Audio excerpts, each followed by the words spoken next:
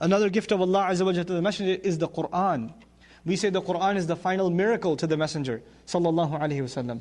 Was Musa alayhi salam given a miracle? Was Isa alayhi salam given a miracle? Was Salih alayhi salam given? They were given miracles too. So what's so great and abundant about the Qur'an? All of their miracles were only miracles while they were there.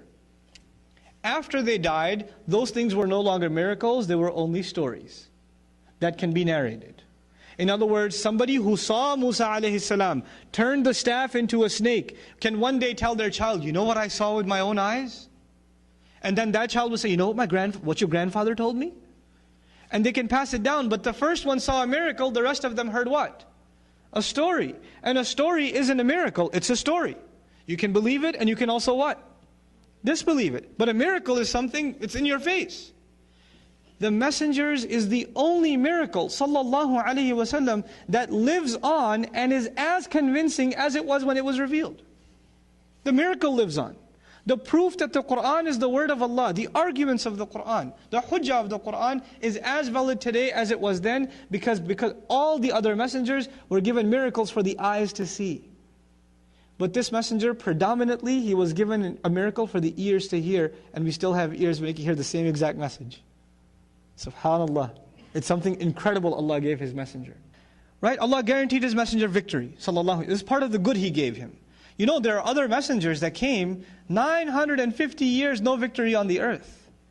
Except the believers had to escape and the world had to be destroyed. But Allah Azza wa Jal gave this messenger victory. Now I want to talk to you about that victory for a second. What's even miraculous about that victory? What's miraculous about that victory? You know, the kind of change that happened in Arabia and which became international in how long? 23 years. The Prophet's life is 63 years, sallallahu alaihi wasallam. But his life as a messenger is 23 years. So whatever change we're talking about that happened in the Arab world happened in how long? 23 years. 23 years. Has there ever been a change in the world that happened over the course of 23, 33, 43, 53, 63 years? I don't care if you talk about 500 years. A change that changed the way people think, what people love, what people hate, how people dress, how they run their government, how they run their economics, how they get married, how they get divorced, how they go to the bathroom, what they eat, what they don't eat, what they say, what they don't say, how they do business, how they take a loan.